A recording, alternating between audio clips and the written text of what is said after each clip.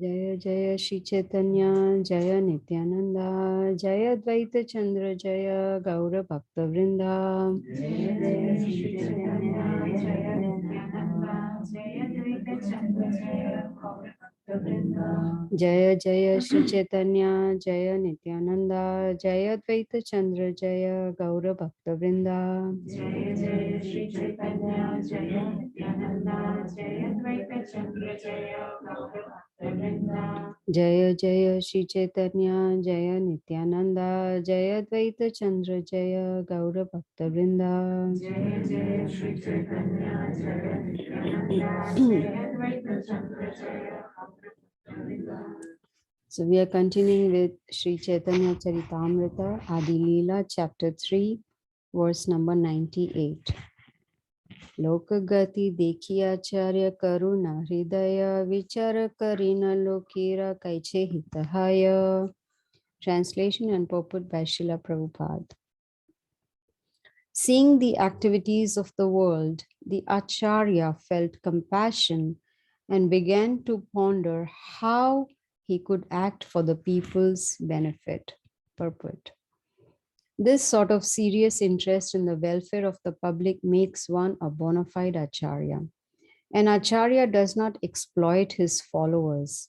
Since the Acharya is a confidential servitor of the Lord, his heart is always full of compassion for humanity in its suffering. He knows that all suffering is due to the absence of devotional service to the Lord. And therefore, he always tries to find ways to change people's activities, making them favorable for the attainment of devotion. That is the qualification of an Acharya. Although Sri Advaita Prabhu himself was powerful enough to do the work, as a submissive servitor, he thought that without the personal appearance of the Lord, no one could improve the fallen condition of society.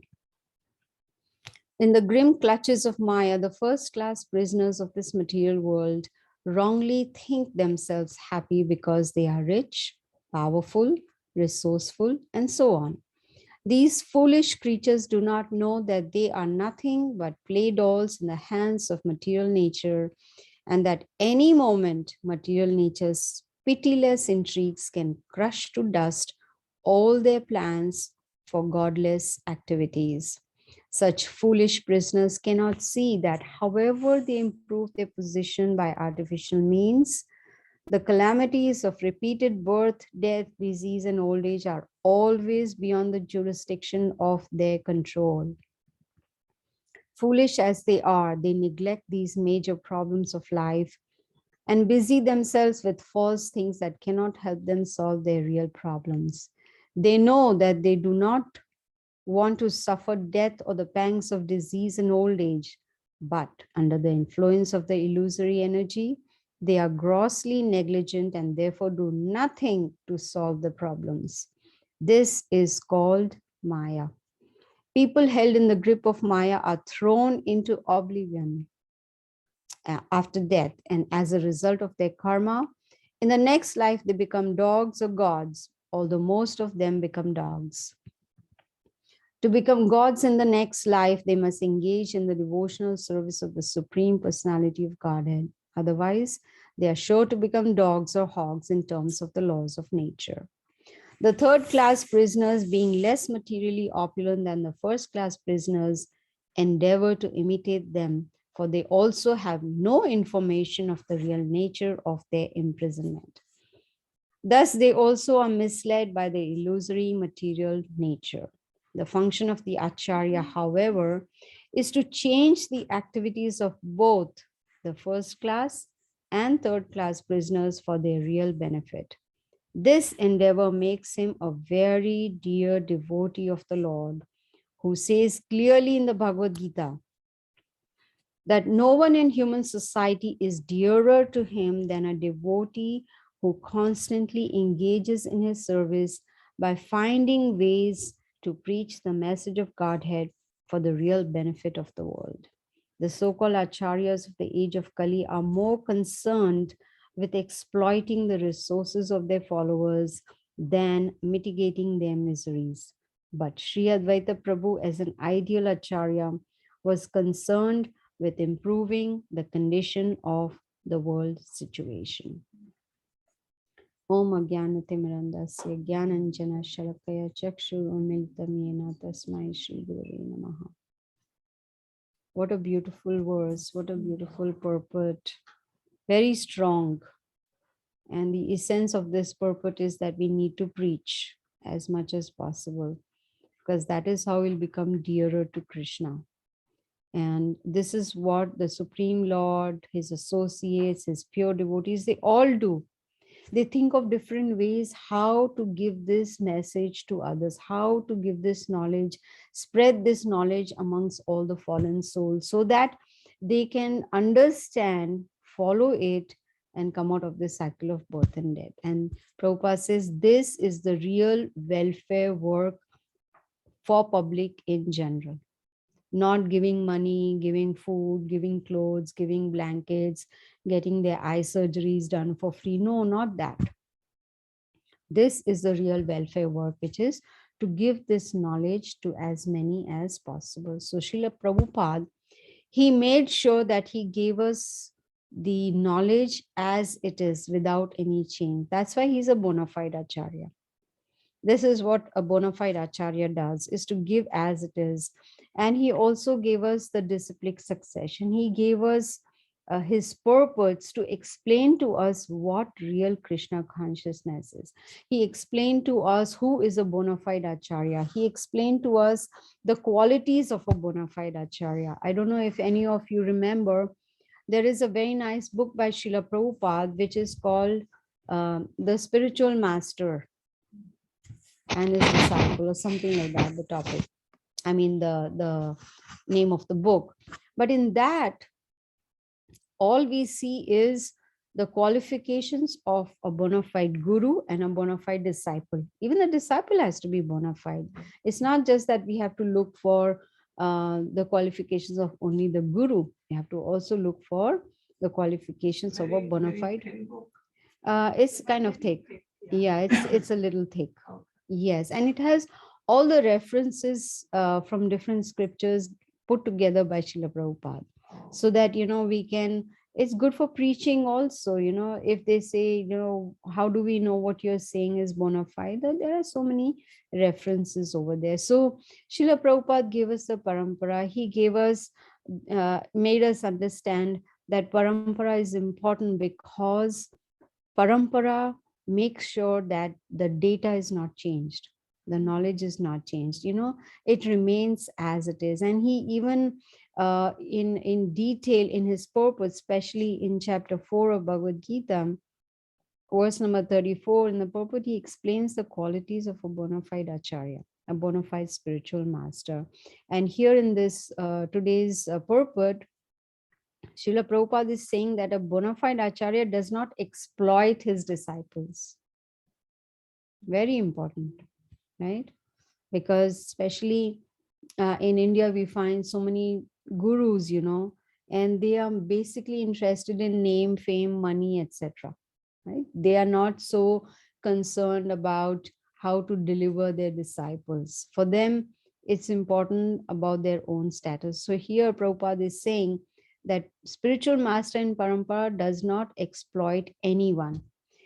In fact, they take risk just to give Krishna consciousness to others. That's why Prabhupada calls them para dukha dukhi, that they feel sad to see others sad. But in material world, people feel happy to see others sad. Oh, very good, very good. You deserve it, right? But that is not so in spiritual life, because devotees are very compassionate. So as Prahlad Maharaj also says, that the process starts with Shravanam and then Kirtanam, and then the disciple or the devotee tries hard to come to a stage where he or she is fully Krishna conscious, and then it'll be possible to kind of, you can say, build a relationship with Krishna.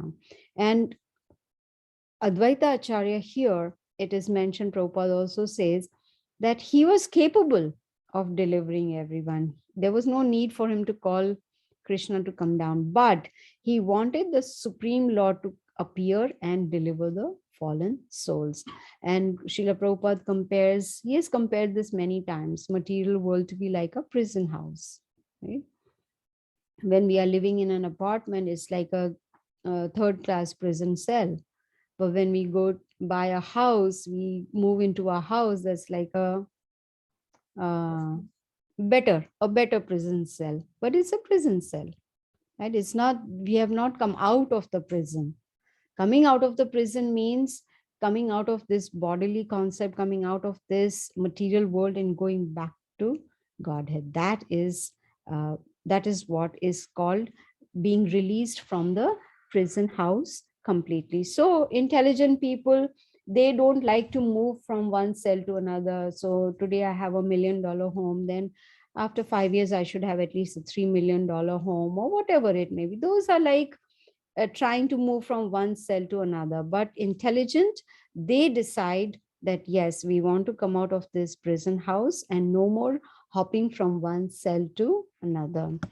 And in Bhagavad Gita, excuse me, Krishna explains that those who are born are sure to die, and after death they are sure to be born again. So that is how it is. So the foolish, what they think that, okay, in this life I have a second class prison, I'm going to work hard so that in my next body, when I come back next life, then I should have at least a better prison cell.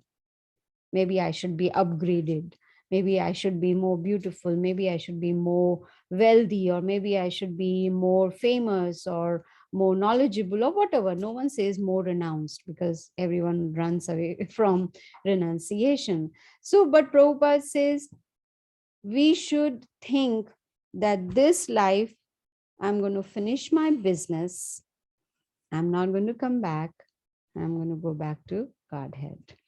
So nothing can, of course, help us except the holy name. Let's see what is there in the next verse. 99. Apani Shri Krishna yadi karena avatara, apane achari bhakti karena prachara. Translation by Srila Prabhupada. Advaita Acharya thought, if Sri Krishna were to appear as an incarnation, he himself could preach devotion by his personal example. Again, in the previous verse, Prabhupada explains Advaita Acharya could very easily deliver, but he wanted the Supreme Lord to come as an incarnation, like a Channa avatar, and preach devotion by his own personal example, which means he would come as a devotee to show us how to be a devotee. In fact, we also see nowadays that people in general like to follow famous people. Yes or no, right? Sports people, film stars, who else? Politicians. I don't know if anyone follows politicians, that I don't know. But even if you ask the children, about a cricket score, or about movies, movie stars, where they live, or what they do, who are they having an affair with, or what's going on. They have all that information. Very rarely we will find children who will have knowledge about Ramayana, Mahabharata, Bhagavad Gita, right? Very rarely we will find that. So this is what it is. This is how, why is that the children are not so much into the Vedic culture? Because the parents are not. We are a few fortunate ones who have come in contact with devotees, have come into contact with Krishna consciousness, and that is why we are today sitting here and hearing Krishna Katha.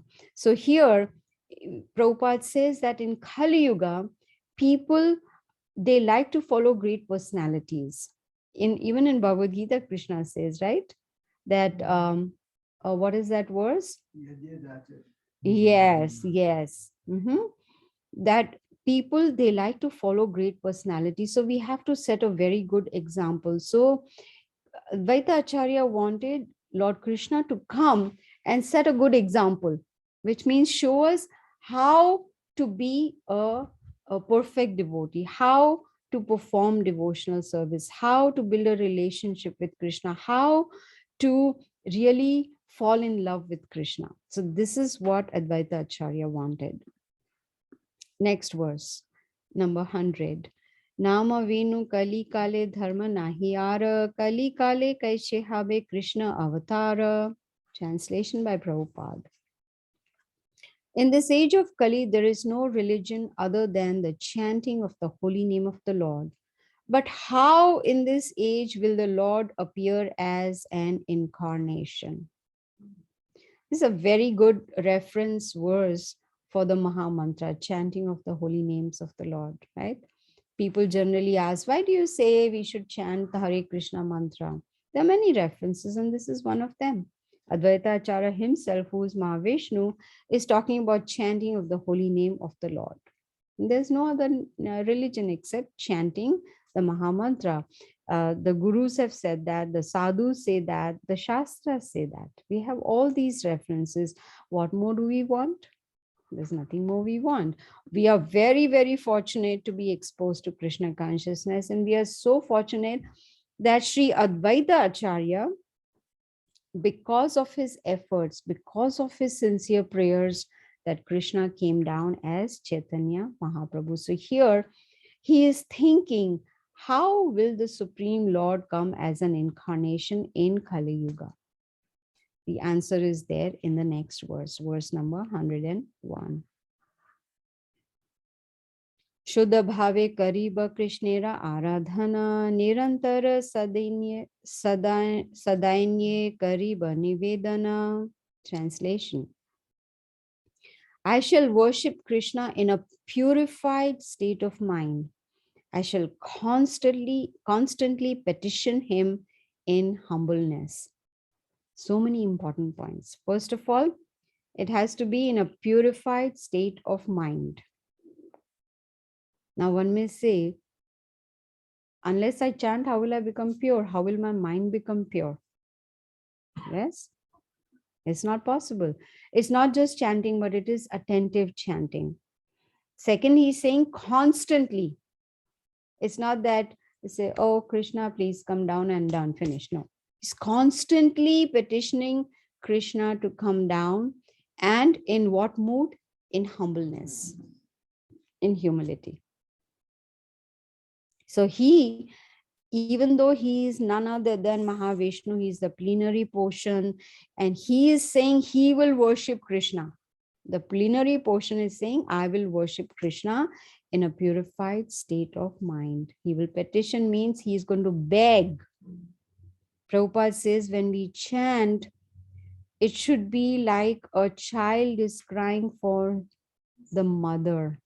That should be the mood. So here, Advaita Acharya Mahavishnu is going to beg Krishna to come down in the mood of humbleness. And, Guru Maharaj always says, humility, he says, is the ornament of the devotee, which means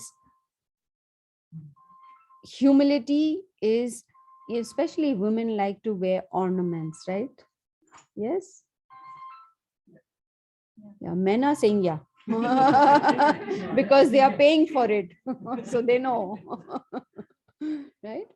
So here Guru Maharaj says that humility is an ornament of the devotee. And Chaitanya Mahaprabhu, he says, Trinadapi Sunichena, that verse we should put it round our neck. So that we are reminded again and again that we have to be humble and tolerant at the same time. You see? And what does humility mean? Srila Prabhupada has given a very nice explanation. The explanation is, he says, humility means one is not anxious to have the satisfaction of being honored by others. How powerful.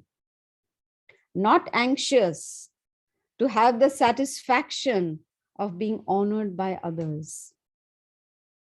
When we when we meet devotees or, see them after a long time or whatever it is, we are waiting. Are they going to say Hare Krishna to me? Is it going to be with a smile or with a frown? How is it going to be? Are they going to give me respect or not? Right? This all is going on in the mind. No. Humility means one is not worried whether they are receiving respect or not. So, how does one not expect respect from others? This is my question. How is it possible not to expect others to respect us?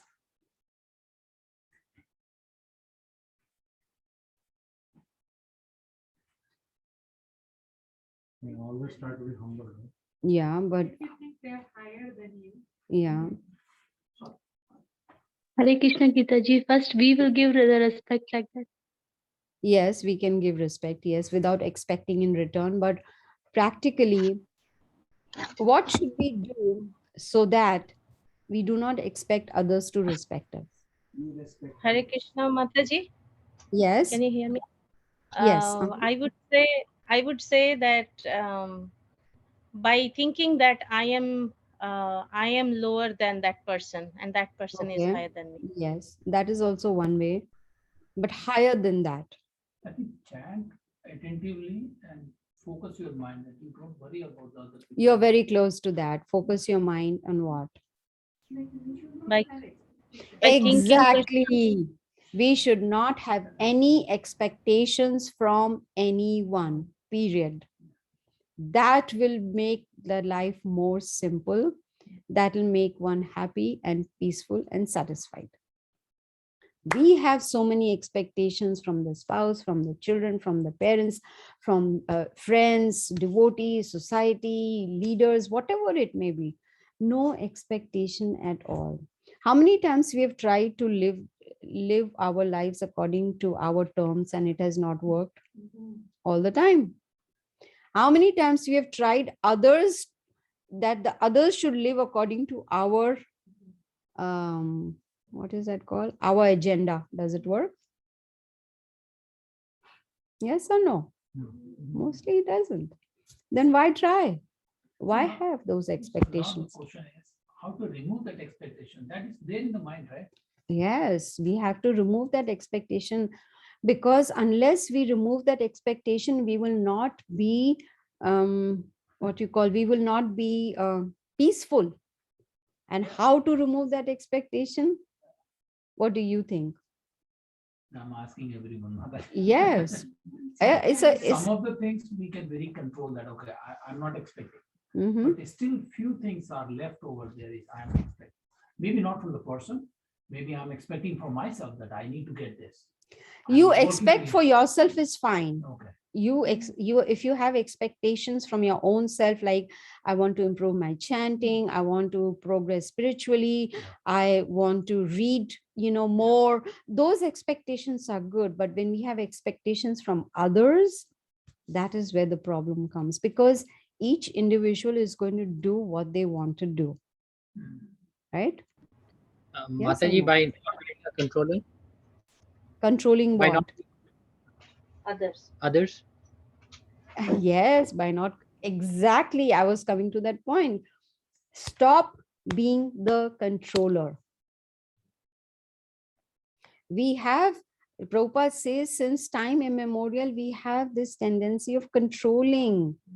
Prabhupada says we can't even control our own body. It falls sick. Can we control it? No. It's go old. Can we control it? No. We can't even control the blinking of our eyes. Nothing is in our control. But still, we don't want to give up that position, that designation. I am the controller. Like in India, on the ration card, they say head of the family. What head? It should be servant of the family, because the head of the family is working hard to earn money, to take care of the children. So it's not the head, it's the servant of the. Prabhupada says we are serving all the time. Why not serve Krishna instead? Right? So not have any expectations. We have expectations because we want to control. Okay, we want to control our children, so we have expectations. They should do this, they should get these grades, they should get into this school or this college, or they should get this job, or this is the girl they should marry. There's so many expectations, and they never ever come true, Write right? it down, everyone write it down. Yes, write it down. All Mataji said it. Especially Matajis, I agree. We are the ones who, have gray hair faster than the men. Why? Because we have so many expectations. You're getting headache? You're losing hair. Oh, I've already lost a lot of it. Not because of expectations or stress, but because of health reason, of course. Thank God it's not because of. I have been so happy and peaceful the moment I gave up all expectations. No expectations at all from anybody. Zero, absolutely zero. How to practice it? How to practice it? Keep reminding yourself. The moment the thought comes, oh, I want that one to do that, stop it. Tell the mind, no, that's not my business. It's none of my business. How to stop controlling others? How to stop controlling others? Yeah. Also, Mataji, I think mainly we think from our perspective, he can be in their shoes, right? You might think, okay, I'm expecting, but why is the other person not doing? So that Mhm. person might be in his own world, right? His Mhm, own mhm. things. I think that is one thing I feel I personally try not to do is because, okay, if I'm thinking that way, maybe his or her circumstances are different, right? So that is one thing that helps me to. And each Not feel individual is going to act according to the nature they have. Right. They are not going to follow our rules, right? What is good for us may not be good for them. Right. So they are going to do what they think. And especially once they start, becoming mature or whatever, I'm talking about children, once they are, old enough, they are, they have their own thinking process, then it doesn't work. So why beat your head? Now your question is how?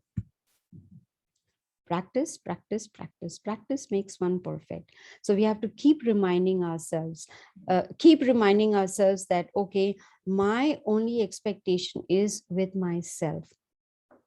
That doesn't mean that we ignore the family. That doesn't mean that we don't take care of them. It's just that not have, of course, we give what you call a guidance, especially to the children. We give guidance. Okay, according to me, this is what is right and this is what is wrong. This is what the rules are, and these you can break the rules, and this is what it is. But then to get hung up on that is a lot of stress. So we have to keep reminding ourselves. Sometimes when someone asks me a question, why didn't you tell your son this? I'm like, no, that's not my business. Right? Why don't you say something to this? No, that's not my business. Right.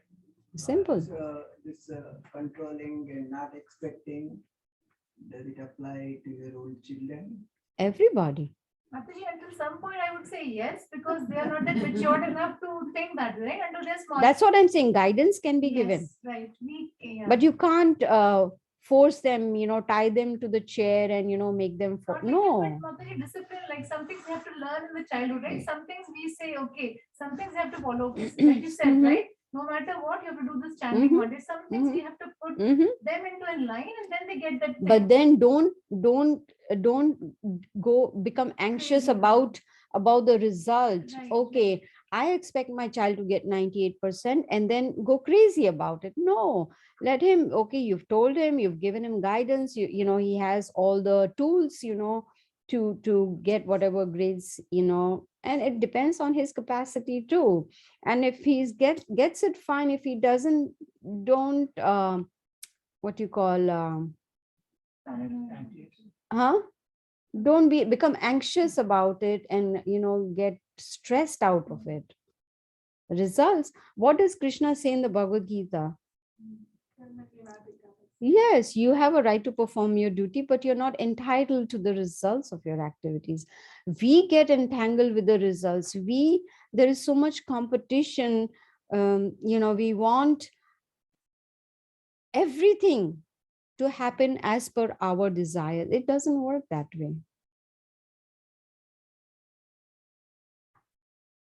So it's a constant reminder, constant reminder. And Prabhupada says, once we start chanting attentively, everything falls in place. Then what will happen? Brahma bhuta prasanatma na shochati na kankshati. Then there is no hankering and there's no lamentation, because one has reached that Brahma bhuta stage. Satisfied. Whatever comes, Krishna's mercy. Whatever doesn't come, Krishna's mercy. And how do we, so the question now comes, how do we not have any expectations from others, right? Your question was. What I had heard was that we must try and look for the good in others, magnify their good qualities, and try and find our own faults and magnify those faults. Does that make sense? We don't do that. We do the reverse. We look for faults in others so we can magnify them. Just like Prabhupada says, there's a white bed sheet and there's a black spot on it. We don't see the beautiful white bed sheet. We concentrate on that black spot, take a magnifying glass and make it look bigger and bigger and bigger. It should be the other way around. Look at our faults and magnify it so that we can improve ourselves. So this is how it works. And of course, besides chanting attentively, we should also pray to Krishna to help us. So if we have decided that, yes, I want to be humble, I want to be tolerant, I don't want to have any expectations from others, I want to give respect and not expect others to respect me, then pray to Krishna.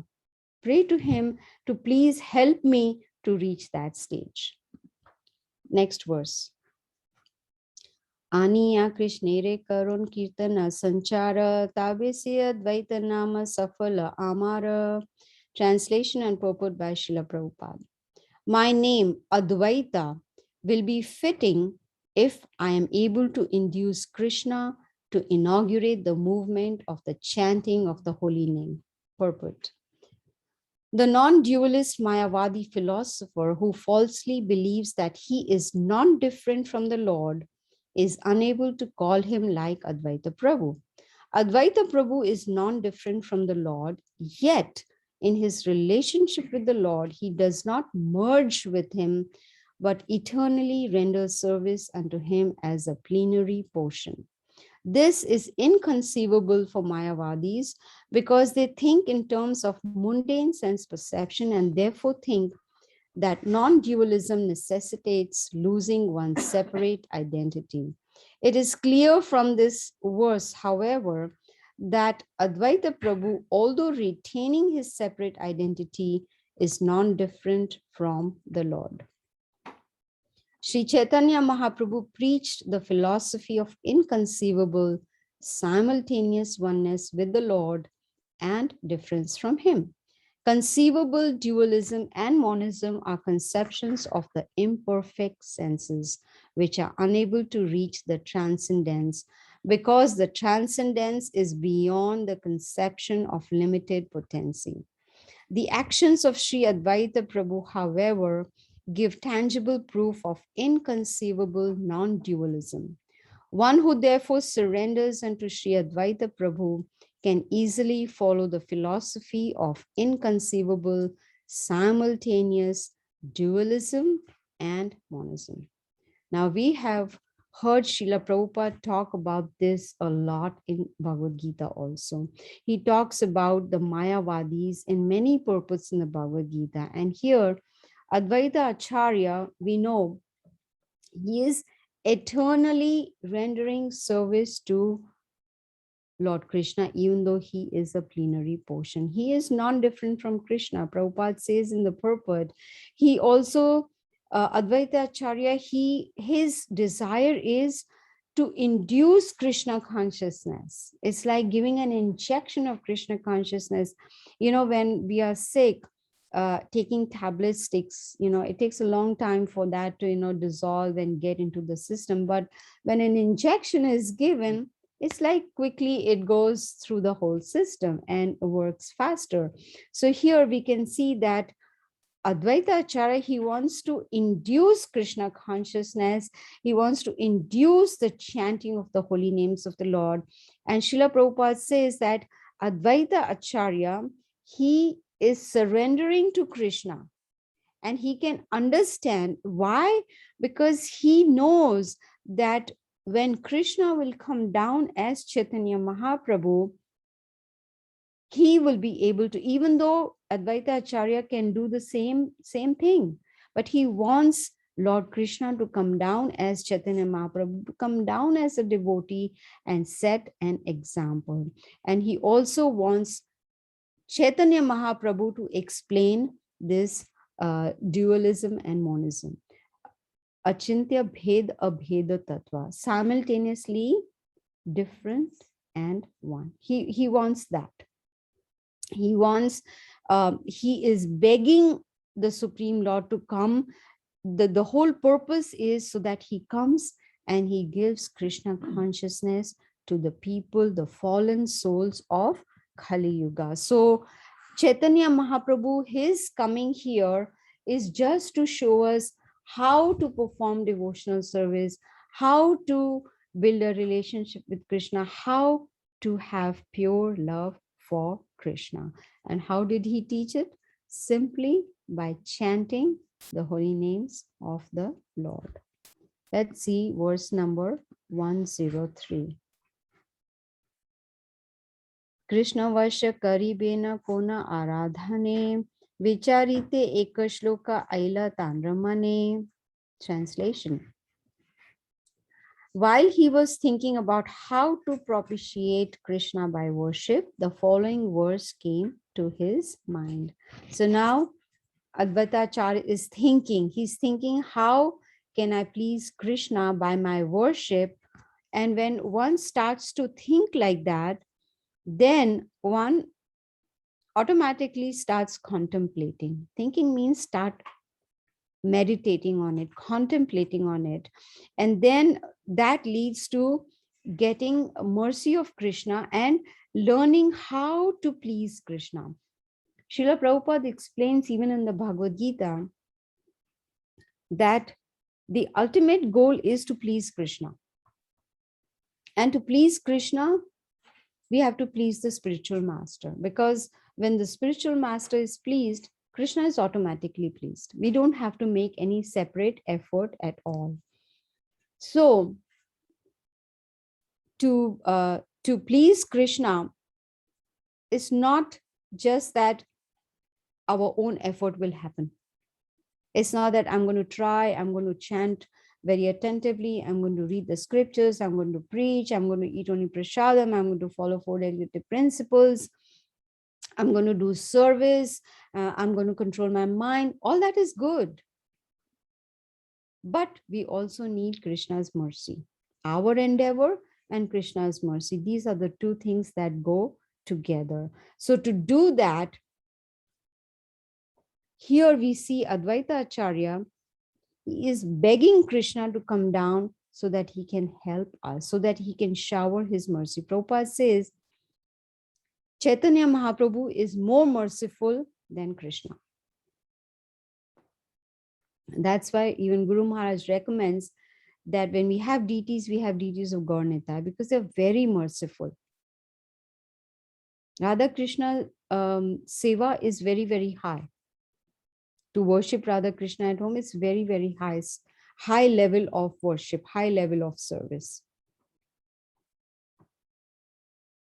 So here we see that Advaita Acharya is thinking how I can please Krishna so that, he can come down and he can help the fallen souls like us. And here it says that the following verse is going to give us an indication what is coming into the mind of Advaita Acharya. Let's see what it is.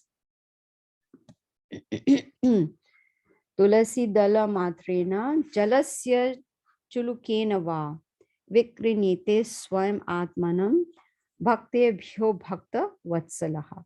Translation and purport by Srila Prabhupada. Sri Krishna, who is very affectionate toward his devotees, sells himself to a devotee who offers him merely a tulasi leaf and a palm full of water. Purport. This is a verse from Gautamiya Tantra. Such a beautiful verse giving us a simple formula: tulasi leaf and just little water. Now, Prabhupada said that doesn't mean that is all we give. And we eat rasgullas, kachoris, and all that. No. It's just saying that it is very simple process that even a beggar can do. Someone who doesn't have money can also worship Krishna, all by just giving one tulasi leaf and some water. And what is the result? Krishna sells himself to that devotee. Can you imagine? The Supreme Lord is sold to you, which means you can do anything with him. You can tell him to do anything because you've bought him. Not in the literal sense, but what he's trying to say is that offering tulasi leaf is so very important because Tulasi Maharani is very, very dear to Krishna. And of course, why is she so dear to Krishna? What do you think? Why is she so dear to Krishna? She's Bhakti Devi. She's the one that gives bhakti. She can help us increase our devotion to Krishna. Especially on Ekadashi days, we should make sure that we offer tulasi leaves to the deities. This is what I had heard. Of course, we should try and offer every day if possible, but at least on Ekadashi days. Tulasi Maharani is very, very important for our devotional service. That is why Srila Prabhupada introduced Tulasi Puja. That is why he introduced those prayers. He showed us how to offer obeisances, how to do the arati, how to circumambulate the Tulasi Maharani, how to, offer water to Tulasi Maharani, how to worship her. Very, very important. Next verse, 105 and 106. ए श्लोकार्थ आचार्य करेना विचारण कृष्ण के तुलसी जल देय यही जन ताराऋण शोधिते कृष्ण करे न चिंतन जल तुलसी रसम किछु घरे नाही धन. Translation. Advaita Acharya considered the meaning of the verse in this way: not finding any way to repay the debt he owes to one who offers him a tulasi leaf and water, Lord Krishna thinks, there is no wealth in my possession that is equal to a tulasi leaf and water. How very powerful. Krishna says he cannot repay the debt of one who offers him tulasi leaf and water. See how Srila Prabhupada taught us that when we are offering bhoga, we should offer water with a tulasi leaf in it. This is importance. Krishna says, I cannot repay that debt of one who is offering me tulasi with water. Tulasi leaf is considered to be the most valuable possession. Just like Krishna says, I cannot repay the debt of the gopis, their love for him, right? Because they bestow so much love and it is unadulterated. It is completely pure love of the gopis. Similarly, Krishna cannot repay the debt of someone who offers him tulasi leaf. And we have heard in Bhagavad Gita, Krishna doesn't accept bhoga if there is no tulasi leaf in that. So this is the verse that came to Advaita Acharya's mind. Let's see verse number 107. तबे आत्मा वेची करे ऋणेरा शोधना एत भाव्य आचार्य करे न आराधना. Translation and purport by Srila Prabhupada. Thus the Lord liquidates the debt by offering himself to the devotee. Considering in this way, the Acharya began worshipping the Lord. Purport. Through devotional service, one can easily please Lord Krishna with a leaf of the tulasi plant and a little water. As the Lord says in the Bhagavad Gita, a leaf, a flower, a fruit, or some water. Patram pushpam phalam toyam. When offered with devotion, very much pleases him. He universally accepts the services of his devotees. Even the poorest of devotees in any part of the world can secure a small flower, fruit, or leaf and a little water. And if these offerings, and especially tulasi leaves and Ganges water, are offered to Krishna with devotion, he is very satisfied. Formula is here. How to satisfy Krishna. It is said that Krishna is so much pleased by such devotional service that he offers himself to his devotee in exchange for it. Srila Advaita Acharya knew this fact, and therefore he decided to call for the personality of Godhead Krishna to descend by worshipping the Lord with tulasi leaves and the water of the Ganges. Such a wonderful exchange between Krishna and his devotee. So now Advaita Acharya, he begins worshipping Krishna, and of course, he knew the process of devotional service. He knew how to please Krishna by offering tulasi leaf and Ganges water. And as Prabhupada mentions in the purport, we've already learned this in Bhagavad Gita, chapter 9, verse 26. Patram pushpam phalam toyam. Yome bhaktya prayachiti. Bhakti is needed. Devotion is needed. The main ingredient in the offering of the bhoga is love and devotion. Yes, bhoga is there, we have made a nice feast, we have put a tulasi leaf, but if there's no love and devotion, then Krishna does not accept that worship at all. So Prabhupada says that we don't have to be rich, to do this offering. Even someone who's very poor can also do that. And the best part is, when we offer bhoga, Krishna doesn't eat it all. He leaves everything for us. It's not that I offered 3 gulab jamuns and only one is left. He ate 2 of them. No, he gives back all 3. After tasting them, he gives back all 3 so that we can enjoy that prasadam and get benefit of it. So we should use everything in Krishna's service, and we see from Advaita Acharya's example that offering of tulasi leaf with Ganges water is enough to satisfy Krishna. And that is why he decided to do that. And he wanted to plead to Krishna to descend. And while pleading, he's also offering tulasi leaves and Ganges water. We'll do 3 more verses and then we'll be done. Verse number 108. Ganga jala tulasi manjari anukshana Krishna pada padma bhavi kare samarpana. Translation. Thinking of the lotus feet of Sri Krishna, he constantly offered tulasi buds in water from the Ganges. What a nice way to worship. Thinking of Krishna's lotus feet while offering.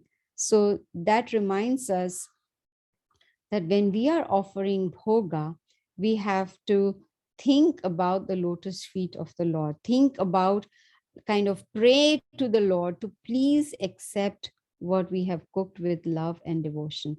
And the consciousness should be that, not that, okay, after 5 minutes, I have to pick it up. And then after 5 minutes, I'm going to enjoy this nice prasadam. No, all that should not be there in that, in the mind. It should only be that I am pleading, I'm offering, constantly meditating on the lotus feet of the Lord. And how is it possible to do that? Because it's not easy when we are offering. There's so many things going on around at that time. Oh, it's time for my children to go to school. I have to pack their lunch bag, or I have to do this. So many thoughts are going on. So how is it possible to be in that frame of mind while offering bhoga? Excuse me. It's possible when we do attentive chanting. When we chant attentively, then it helps us to remember Krishna constantly. Otherwise, the mind is going to wander everywhere. Even while chanting, it's going to wander everywhere. But if Krishna sees we are making sincere efforts to chant attentively, then he helps us in progressing. Next verse. Sorry. Krishnera ahavana kare kariya hunkara Emate Krishnera Karaila Avatara. Translation. He appealed to Sri Krishna with loud calls and thus made it possible for Krishna to appear. Appealed with loud calls. That doesn't mean that tomorrow we start chanting, Hare Krishna. No, there's no need to do that. There's no need to do that. Right? First of all, we are not Advaita Acharya. Secondly, we are not qualified to plead him to come down. Right? Even if we plead, he's not going to come down because we are not purified enough. But the idea here is to make us understand that he was sincerely pleading to Krishna with loud calls to please come down for our benefit. We can see the intensity. Similarly, even though we don't have to chant loudly, so loudly, but at least we can bring in that intensity in our chanting, that how somehow or the other we can, sincerely try hard to hear what we are chanting. Very, very important. Otherwise, it'll be just a ritual that we are doing every day. Oh, I've gotten initiated. I have to chant 16 rounds. So let me just get it over with. And then Prabhupada says, then people say, now I can do whatever the hell I want to do because I finished my 16 rounds that I've done. Actual chanting starts after 16 rounds. From the 17th round is when the real chanting begins, because now that pressure is not there, burden is not there of finishing the 16 rounds. That is why Prabhupada had said chant 64 rounds. I have a question for all of you. Would you all have taken initiation if you had to chant 64 rounds every day? I know it was, oh man. I know, that's the expression. I would have. When you start Then you would 64, have had the burden of What? 64. when you start doing the 64, right? What do you mean? No, he will give the initiation only when you start chanting 64. Prabhupada didn't say that. No, but he will give the initiation whoever will come, or he will at least do some chanting, right? Then he will give the initiation. I still didn't understand your question. No, here the thing is, our Guru Maharaj, he will say, okay, you are chanting 16 rounds from last 1 year or 2 years, and following all the 4 regular, okay, I will give you the initiation. Correct. So there are some preconditions to give the initiation. So Right. what was the Prabhupada conditions?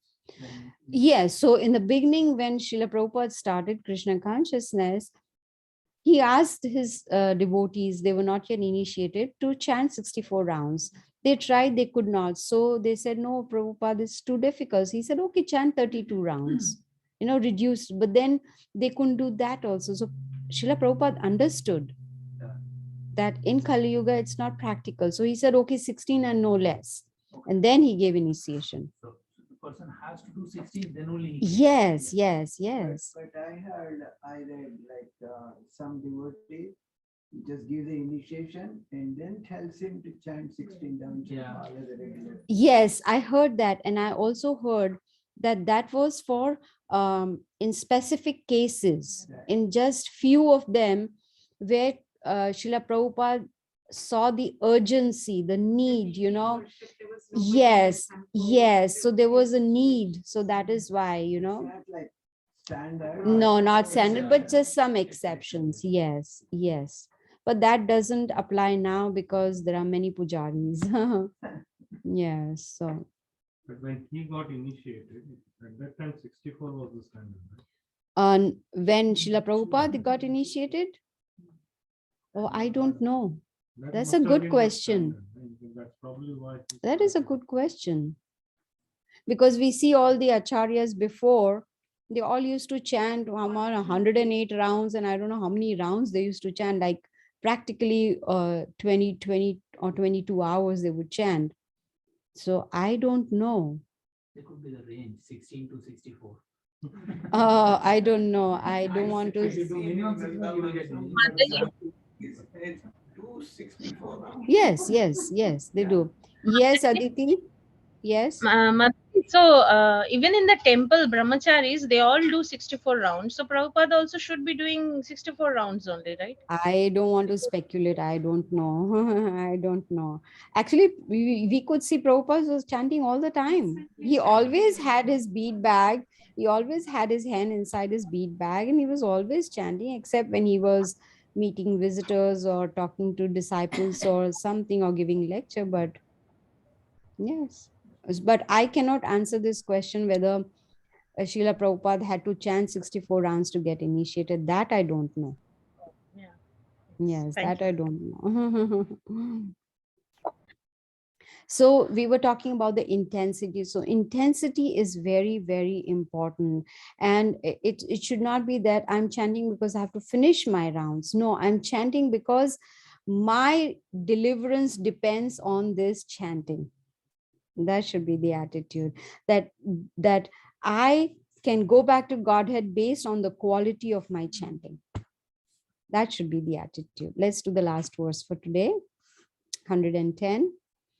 Chaitanyera avatare ei mukhya hetu bhaktera ichhaya avatare dharma setu. Translation. Therefore, the principal reason for Sri Chaitanya's descent is this appeal by Advaita Acharya. The Lord, the protector of religion, appears by the desire of his devotee. You see how important the devotee is. So Chaitanya Mahaprabhu descended because Advaita Acharya appealed to him. He is a protector of religion, and devotees are very dear to Krishna. We have heard this in Bhagavad Gita also, that Krishna tells Arjuna, the reason I'm giving this knowledge to you because you're my very, very dear friend and a very dear devotee. So devotees are very dear, and the desires of devotees are also very dear to Krishna, because the devotees know what to desire. And what does Krishna want in return? Nothing. He has everything. All he wants is us to offer him one tulasi leaf with Ganges water for our own benefit, so that we can deliver ourselves. But the important ingredient is love and devotion. So we'll end here. If anyone